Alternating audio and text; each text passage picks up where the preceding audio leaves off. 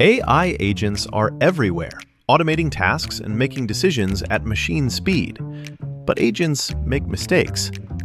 Just one rogue agent can do big damage before you even notice. Rubrik Agent Cloud is the only platform that helps you monitor agents, set guardrails, and rewind mistakes, so you can unleash agents, not risk. Accelerate your AI transformation at Rubrik.com. That's RUBRIK.com. Happy holidays! Want to give your host a gift? Consider subscribing, rating, and reviewing the show this holiday season. It really helps the show grow. From all of us at Bleav, have a Merry Christmas, everyone, and a happy holiday. Every team, every topic, everywhere. This is Bleav. Doesn't matter if you're an Indian or if you're a Warhawk. The Uerlin mention is the greatest. You'd hope for the best as a Uerlin fan, but this is the Bleav in the Warhawks podcast with hosts Dusty Thibodeau and Chase Regent. Chase, you always have such great insight. Tibbs is going to bleep it all. What are these guys always talking about? We talk a lot about food on this podcast, and I'm going to continue to do so. Really, really appreciative of the people and the community and the way that they've backed us up. Nailed the introduction, by the way. Awesome. Thanks, I love Fish. it. No Chase for this episode, and yet it's an important week because we're getting ready to tip off Sun Belt Conference action. The women are the first up with their road trips heading to Arkansas State and Texas State. Man, it's been a long time on the road for these Warhawks. Losers of 3 straight, but it hadn't been exactly just no-name teams. They played at Mississippi State, at Alabama, at Indiana. And yeah, go figure. It didn't turn out very well. As the legendary Coach Huff said when he was at Southern Miss, we don't have a team that's built to compete in the SEC and the Big Ten. We have a team that's built to compete in the Sun Belt. And so now we get a chance to actually see that this team is on the right path and can do that. And a guy that has had that front row seat the entire time, the voice of women's basketball, Josh McGehee, joins us. Josh, I know that you're glad to be back in the South and out of Indiana, where there was white stuff falling from the sky and trays falling in the buckets. Dusty, I can't tell you how happy I am to be joining you here on this episode from my place in Monroe, because it feels like I haven't seen it in quite some time. Road Warriors certainly can be a phrase used here to describe this program over the last few weeks and whatnot. And yes, it was pretty surreal, not to me and my Midwest roots, but to everybody else involved with the team and the staff to see snow falling after our game the other night versus Indiana. And a fun story was our bus had parked down on a ramp. So to exit, we had to go up the ramp. And let's just say it took about 4 or 5 tries to get up that snow-covered ramp. But credit to our bus driver for getting us out of that jam and for getting us around town. And then thankfully us flying home and getting back on Friday. But still pretty surreal to see all that and to experience it. But yeah, very much happy, at least for a few days here, be back in Monroe. Scoreboard wasn't the way we wanted it to be, but did we learn anything about this team in these 3 games? I think certainly going back to the first game, the Mississippi State game, I think was certainly an eye-opener and just a glimpse into what this team could be by the time they need to be peaking, which of course is later on in the season, going into further into conference play. Just to be in the building and to kind of sense a palpable concern from the crowd when the Warhawks were up in that game, and then we're only down by 1 point at halftime in the bowels of the SEC against Mississippi State, against a team that boasts several good returning players, but also some great freshman phenoms.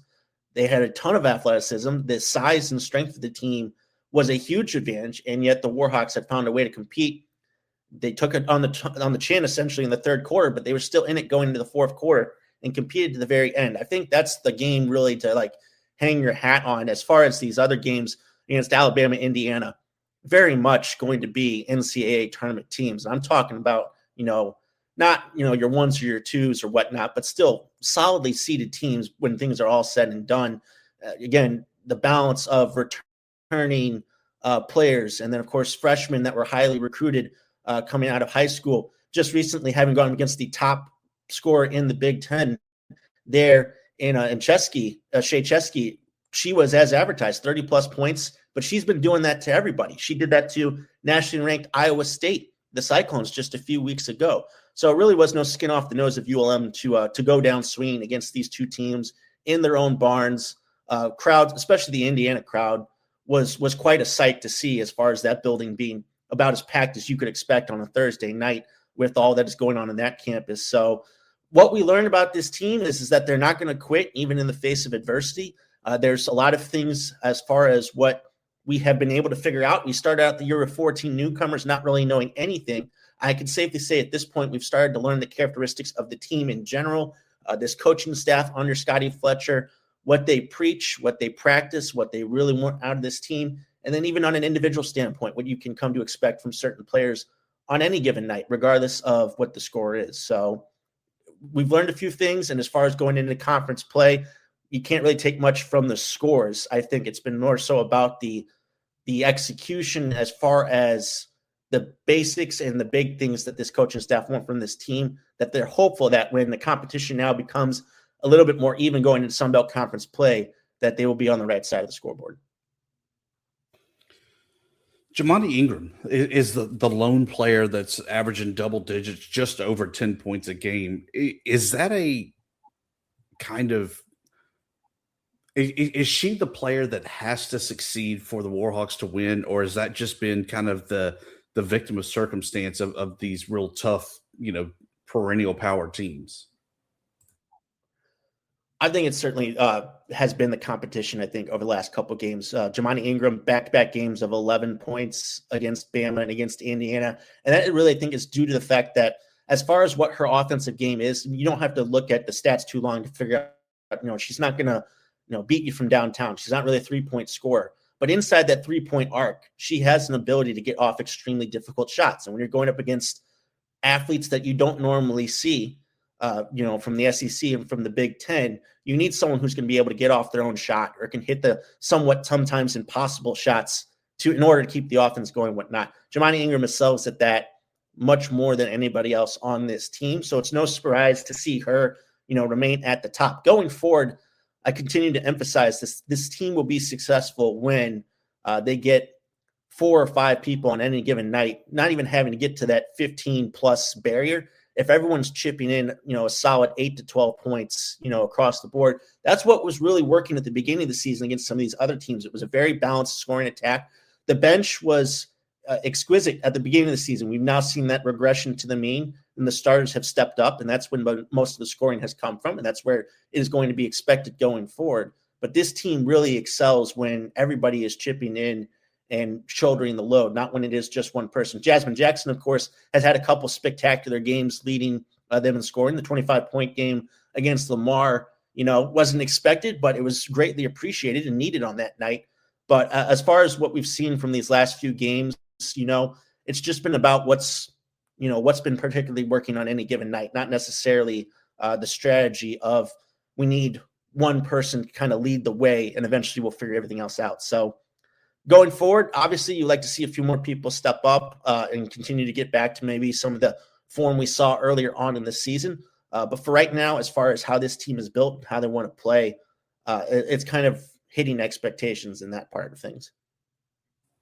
I feel like the play also of Abby Lee was really good, where she was able to come in. She wasn't a scorer, but she was a person that was going to give you everything she had on the defensive side and on the boards. Didn't play in the last game against Indiana, very limited play against Alabama. Is this an injury issue or just not much room for her coming in off the bench? No, definitely not an injury issue. I think for right now, the standards and the expectations for the defense remain number one for this team. And I think that there's still a learning curve for, as much as we know that this team is made up of all upperclassmen, there are some people on this team that are still only a handful of games into their Division I career. Abby Leahy is one of those players. Camille Brown is another one of those players making the step up from the community college level to Division I. Camille's got a great defensive skill set. It's been her offense that we've only seen bits and pieces of as far as this point in her career, So, with Abby, I think as far as just developing that, she's got, great length, great height. We've seen her ability just in spurts as far as on the boards is concerned. She's a capable shooter. Once she puts that all together defensively, she's going to be a tremendous asset to this team. Someone like Marissa Gassaway has been getting increased minutes here as of late just because of the matchup, but also, some personnel having to keep an eye on some things. Keishanti Nichols, of course, didn't play versus Alabama. She's been dealing with, some things, over the course of her career that kind of just sprouted up at that point. And because of the score, the way it was, coach thought it was safe not to play her. She could have gone if needed, but it was just a precaution. So when you lose someone like that in the game, you need somebody else to step up. Gassaway, of course, just tied with Asia Barkley with 8 rebounds the other night versus Indiana. Asia Barkley is another player that, again, she's not scoring a lot, but she's doing so much in other areas. She had 5 offensive rebounds against Indiana. She had 5 steals versus Alabama. So it's tough when sometimes, you look at the box score and the scores aren't right, and that's what people automatically look at. But there's these other things that people do over the course of the game that are still invaluable to this team. So there's a lot to be learned and a lot to work on for all these players in one or two particular areas of their game. But the hope is with the strengths of this team, if they could put it all together and continue to grow in those other areas, they'll still be very capable no matter what. So Abby's in that group of players right now that I think that, over time, you could start to see their minutes increase just based off of what's getting done in practice and taking advantage of those small opportunities. Wednesday it all starts, or should I say the real portion of the schedule really starts. Road trip to Jonesboro against the defending conference champion Arkansas State. They're winners of 6 straight. This is a good team. What do you feel, or what have you seen early on out of the Red Wolves that the Warhawks need to be worried about in this game? Well, this certainly, I think, is going to be the best opportunity. I won't say like best opportunity from a scheduling standpoint. Obviously, a very difficult matchup right out of the gate, but the best opportunity to see if this team can take their experiences against these heavyweights and bring it with them to this game. Because Arkansas State is not that much far off from what they've been able to do at this point in the season. As of, again, my last check, they're number 1, not just in the Sun Belt, number 1 in the nation in turnovers forced per game, and they're number 1 in the nation in attempted threes, 6th in the nation in made 3-pointers. So this is a team that likes to shoot it. This is like a team that likes to get all those extra possessions, and they're going to play frenetic. So just a little bit of a taste of what ULM want to do, especially on the defensive side of things. They bring back a lot of players from last year's team. You think about someone like Kristen Rose, who was 3rd team All Sun Belt Conference last year. She comes into this year averaging 11 points per game, leading the team in assists. Some other different personnel, such as like a Marley Dickerson, who's a transfer, who is 2nd on the team in steals, averaging 2.4 per game. Inside, they've got a couple of other different options, but they're also led by an experienced senior there in Zion Shannon, who leads the team with 15 points per game. So as far as experience, and they're going to be guard heavy, so maybe an opportunity for the post players for ULM to take advantage of the matchup. And if they can kind of slow things down, set up the offense. And this is a team that, again, really likes to get the ball inside, at the very least get their post players involved, even if they're not looking to score, just to rotate the ball, soften up the defense. There could be an opportunity there, but this will be a test as far as the discipline of this team. Turnovers have been an issue in these games. Now, Coach Fletcher talked about it on the pregame last week before Indiana, that it could be more so a product of the opponents that they've played, especially here over these last few games. But we do know they had a season high of 36 against Sam Houston State. And of course, we also know this team doesn't have a road win yet. So a couple of things that, they need to work on and they're aware of course, going into this matchup.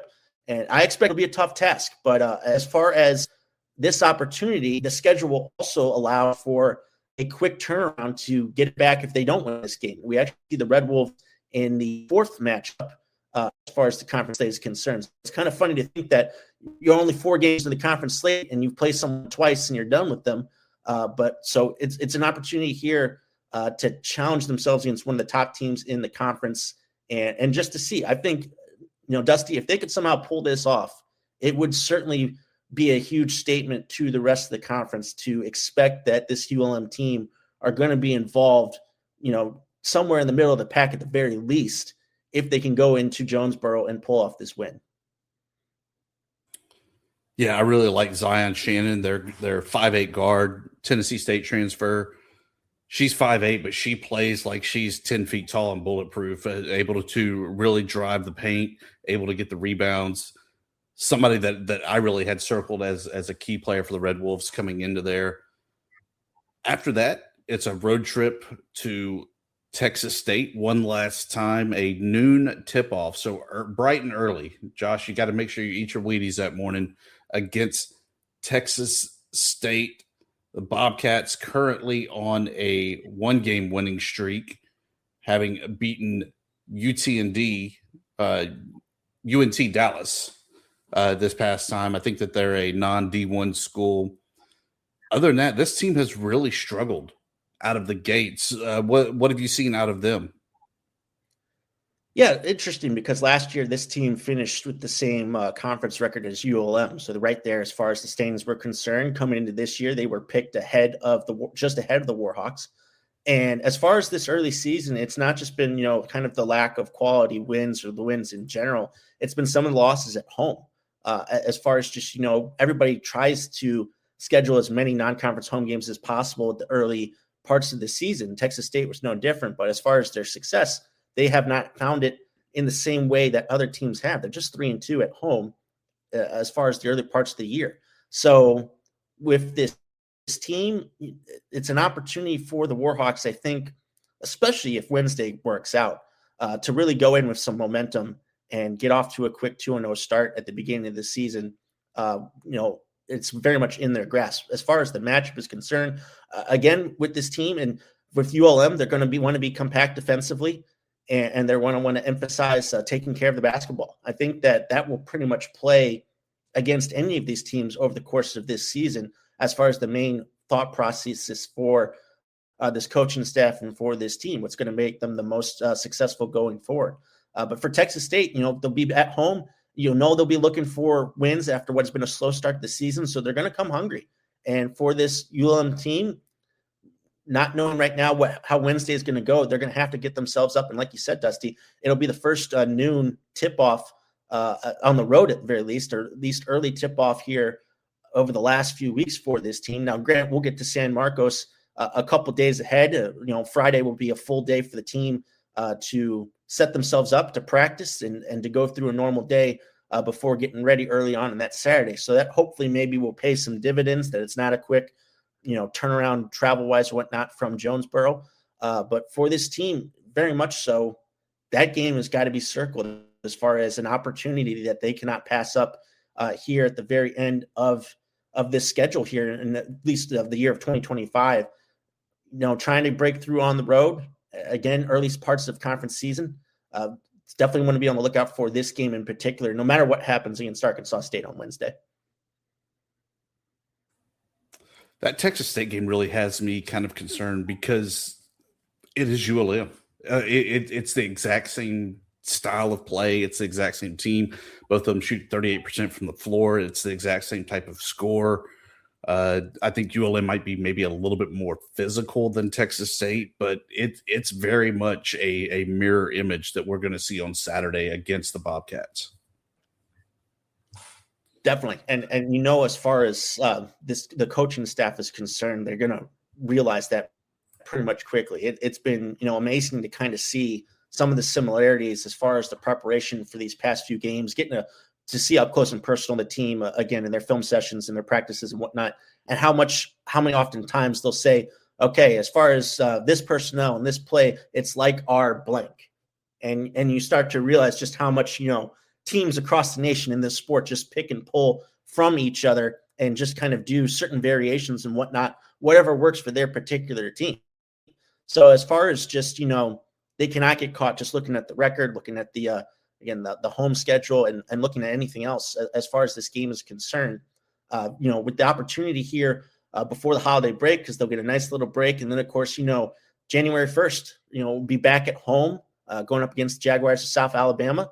And then, of course, it'll be a big one there. I believe the Raging Cajuns then will come to Monroe. They're off to a very slow start to this season, but it'll be a rivalry game regardless. You can't take those for granted, no matter what the records are. So as far as this early schedule, and then again, that Arkansas State game as well, the return matchup. So this early schedule provides enough challenge, I think, but also some opportunities for this team of, still newcomers getting into the Sun Belt Conference season. You're only bringing in, I think, 3 players with prior Sun Belt Conference experience to really, not just dip their toes in the water, but jump in the deep end of the pool and start to figure out what it's going to take to move up the rankings here in this Sun Belt Conference. Still missing the one game at Clemson. Any whispers in the wind there that you've heard of if that game is going to be made up, or is that just a lost cause?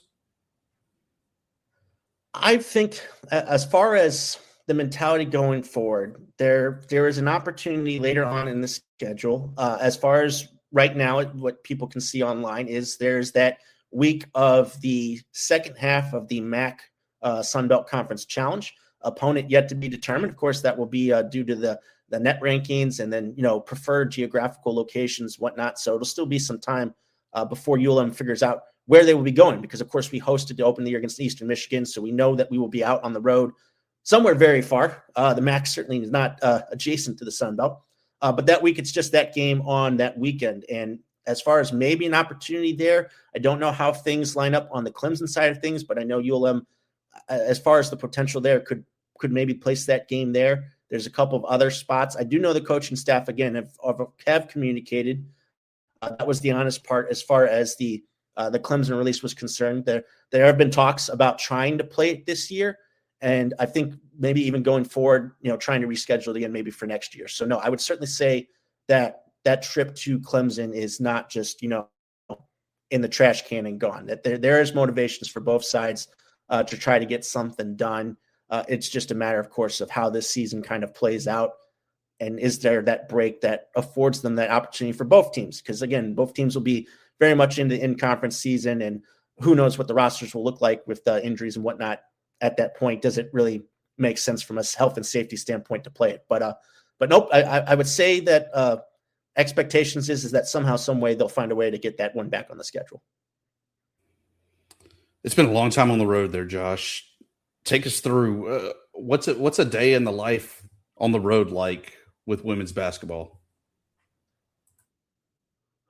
Well, the days have been different.